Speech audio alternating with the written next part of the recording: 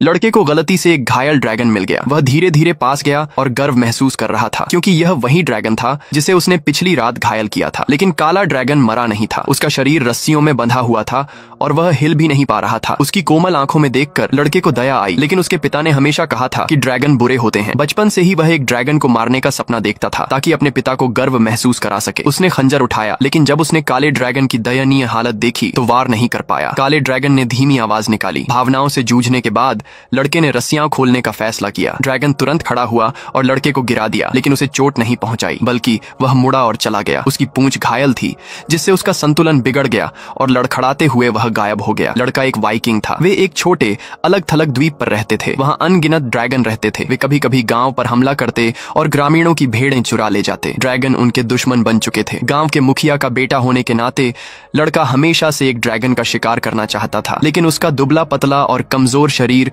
बाकी लड़कों से कहीं कमजोर था और कोई भी उस पर विश्वास नहीं करता था। एक रात गांव पर विशाल ड्रैगनों के झुंड ने हमला कर दिया। लड़का अपना ड्रैगन पकड़ने वाला उपकरण पहाड़ पर ले गया। इस बार वह एक विशाल ड्रैगन पकड़ना चाहता था ताकि सबको प्रभावित कर सके। उसने उपकरण को ठीक किया और चुपचाप इंतजार करने लगा। जल्द ही आसमान में बैंगनी रोशनी की एक किरण दिखाई दी। हैरानी की बात यह थी कि उसने सचमुच एक विशाल ड्रैगन को घायल कर दिया। वह उत्साहित हो गया, लेकिन उसकी खुशी की आवाज से एक और विशाल ड्रैगन आकर्षित हो गया। लड़का घबराकर भागा। उसके पिता ने बेटे की चीखें सुनी। उन्होंने तुरंत अपने आदमियों को ड्रैगन को काबू में करने का आदेश दिया और लड़के को बचाने की तैयारी की। पिता एक सच्चे वाइकिंग नेता की तरह जल्द ही उस विशाल ड्रैगन को बलपूर्वक भगा दिया। उसी समय लड़के के पीछे की लकड़ी की खंभे गिर पड़े। ड्रैगन की आग से हुई तबाही ने दूसरे ड्रैगनों को भाग निकलने का मौका दिया। यह देखकर पिता ने लड़के को डांट भरी नजरों से देखा। लड़के ने समझाने की कोशिश की कि उसने ड्रैगन को मारा था, लेकिन पिता ने उस पर यकीन नहीं किया। अगले दिन लड़का अब भी जिद पर अड्डा जंगल में खोजने गया। उसे उस विशाल ड्रैगन के निशान मिले, लेकिन वह उसे मार नहीं पाया। उसने देखा कि काला ड्रैगन लंगड़ाता हुआ दूर जा रहा है, तो वह चुपचाप उसके पीछे हो लिया। एक लंबी संकरी गुफा से होकर